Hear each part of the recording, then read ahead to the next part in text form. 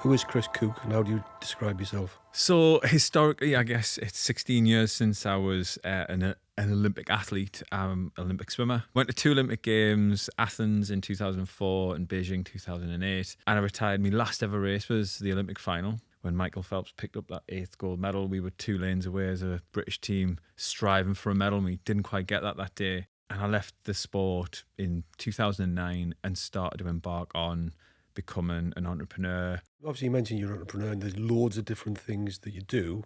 What would a typical week look like for you in terms of how that transpires, and how different is that from your week when you were an athlete? My previous life as an Olympian was, a typical week would be 13 2 to 3 hour sessions depending on what I was doing, swimming, hitting the gym, physio. We'd be up at 4:45 in the morning. You'd hit the pool, you'd blast up and down the pool for a couple of hours, covering 3-4 miles of swimming depending on what it was. And then that was the start of your week. You'd be swimming twice a day most days, hitting the gym where you could. So my week was really structured. Nowadays I don't have that set routine. Every week is completely different. So that became a real challenge, if I'm being honest with you, because I left the comfort of feeling like I had structure. I could almost put my finger on certainty, and had to step into something that was really uncertain. But the one thing that I do say is I hit the gym religiously. Wherever I am, even if it's just in a hotel room, I'll do some sort of physical fitness, because that for me is the anchor to it's the anchor to greatness in anything in your life. A typical week now, if there is such a one, is working on the businesses that I've got and making sure that they're running as smooth as possible.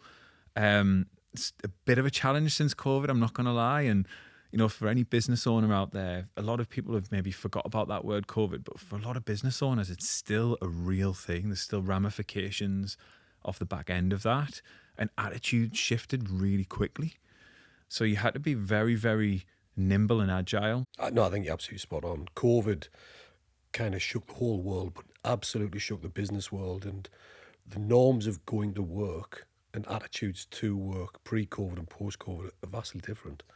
And it's that uncertainty in individuals, and you've opened up a new way of living, a new way of working, and it's never going to get put back in the box. I think my experience is that the businesses that are trying to go back to the kind of what it used to be like, it never will. The genie's out of the bottle now, so we need to adapt and move on. And you must see that loads. I think you've hit the nail on the head, and I said this a couple of weeks ago to someone in a conversation. Everybody talked about the new normal, and this new phrase came out. Actually, if you go a little bit further up the river and find out, why were we using the word normal anyway? Because there's no such thing. So actually, for me, if you want better answers, you ask better questions. I remember a coach said that to me years ago.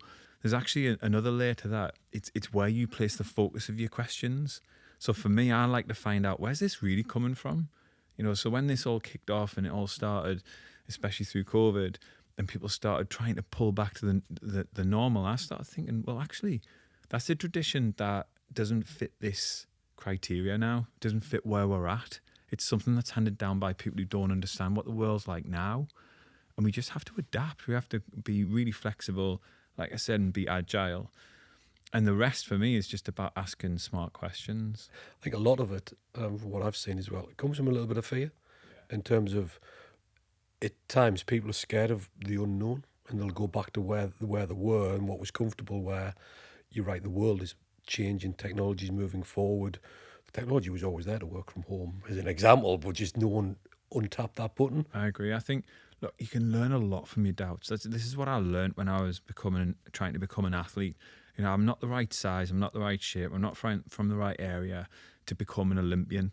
It's just a fact. If you look at the stats, there's not thousands of Olympians lined up in South Shields waiting to dive into a pool. Yeah.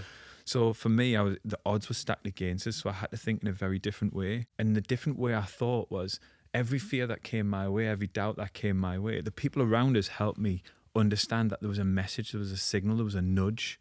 There was a nudge towards a better level of performance. You've just got to be brave enough to step into that space, and it can feel really frightening to do that, and it can feel really almost, how do I put it, vulnerable. You've got to be courageously vulnerable to step in that space and admit your fears, A, to yourself, but B, outwardly say it as well. But once you do, you realize actually you take away the sting of it. You take away the power it has over you. Something we talk about a lot is imposter syndrome. Is that something that you've had, and presumably obviously to get the level you've got, you've then kind of that switch you talked about there, can you turn that off and then go, right, I belong here? Yeah. So I'll share what I think about imposter syndrome, because I didn't realize it was such a thing until I stepped into the business world. So imposter syndrome for me is there's a challenge in the words that you use. I've never known anybody to be diagnosed by it, so it can't be a syndrome. First and foremost. Absolutely. Yeah, it's so true. We inherit these words and then we live them out. So for the first port of call is challenge the words we use. It's not a syndrome, it's a moment. Feeling like you're not fitting in or feeling like you don't belong, it's a perfectly natural thing to feel until you feel comfortable. So for me, there's a discomfort around what I'm experiencing. So I push it through a few filters, is this a new experience? More often than not, it is. Standing up on stage now, I stand up on stages with a microphone and speak. That never feels comfortable for me. I felt a little bit more comfortable by being prepared, but I still feel like that little lad from South Shields and what the heck are you doing here? So I have that little voice inside my head. The second thing is when I get that is I realise I just need to take better care of myself. I need to talk to myself in a kind of tone with a kind of voice, less harsh, less critical. And I need to actually listen to potentially the third thing is now what's missing. Often when I feel fear or doubt, and I think this is a lot with my clients that I work with in business as well, there's something missing in their preparation. If I stand up on the blocks at the competition, a big competition, and I'm nervous, if I'm really, really nervous to the point where I'm almost in fear, there's something missing. But if I'm really nervous because I'm really excited, I now know I'm ready, I've prepared. The gap between the two is preparation. And your subconscious, I believe, your subconscious knows all the information over that period of time. So it knows what you've missed out, it knows what you've dodged, it knows what you've avoided, it knows the excuses you've made, and it feeds it back when it comes to showtime. You work now as an athlete mentor. Yeah. Obviously, the challenges that you see with the people you work with, what's the biggest challenge at the minute? And has that changed over kind of the last 14 years you've been doing it? There's a couple of things for me. One is motivation and inspiration are very different. Motivation can change on a daily basis. In fact, it should do. It can even change on a minute-by-minute basis. I don't like to admit it, but some days I get up because I need the money. I get out of bed because I need the money. Oh, we want to go on nice holidays. We want to do nice things. It's very rare it happens, but there are days I go, let's get this day done.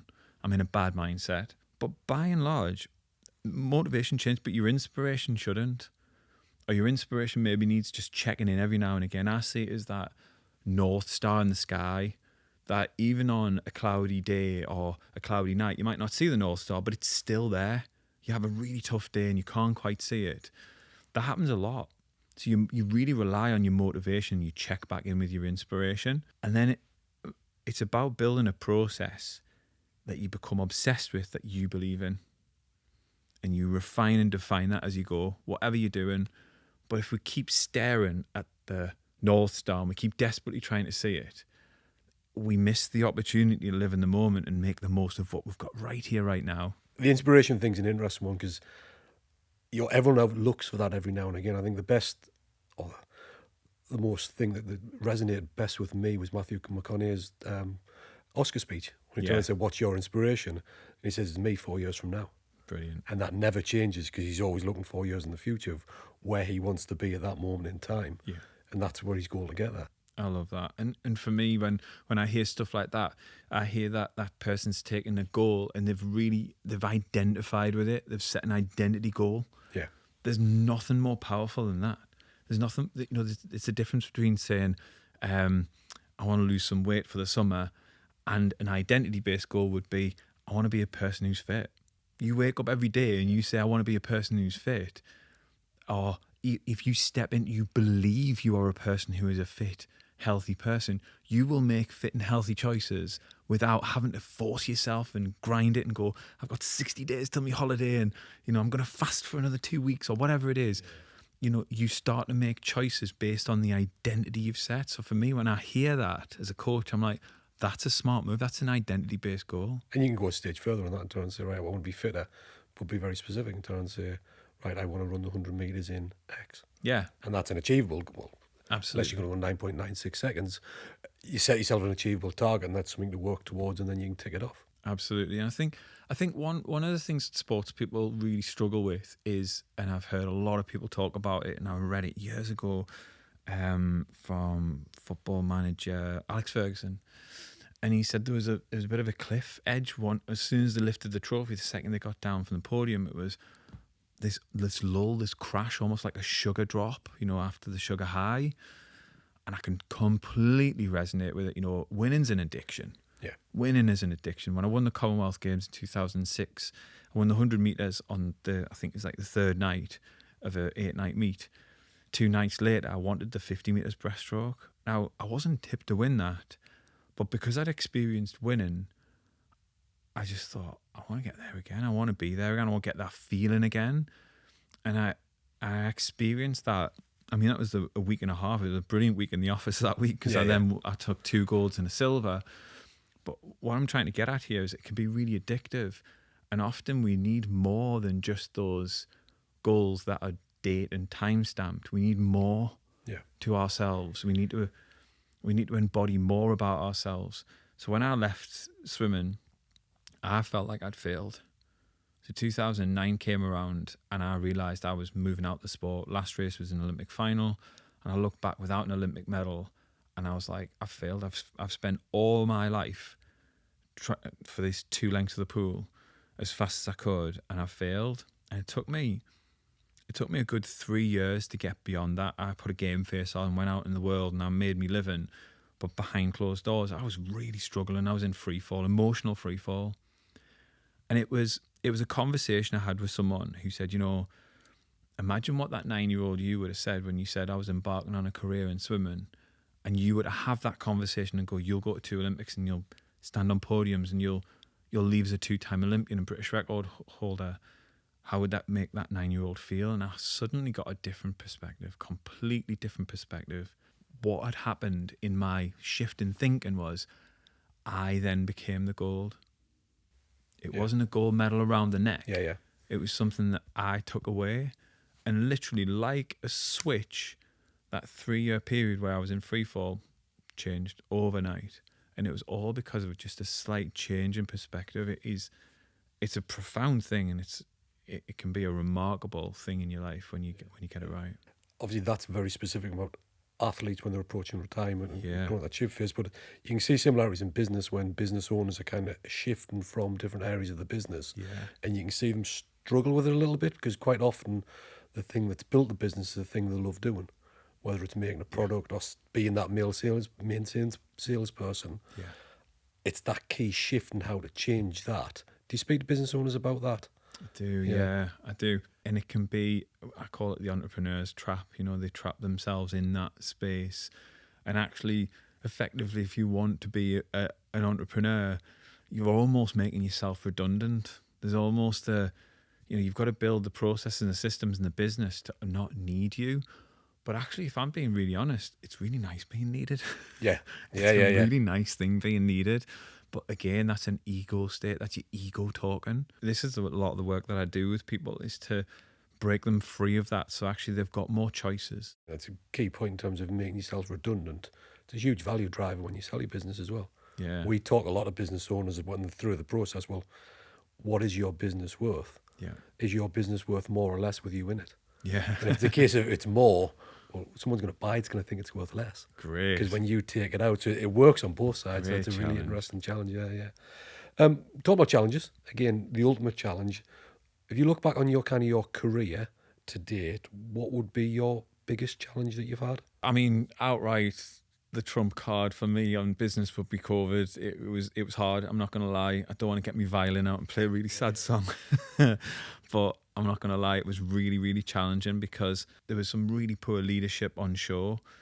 And because of that, people became mega heightened to bad leadership, which I think is a good thing. Yeah. However, if you were a leader in that time, the spotlight was on you.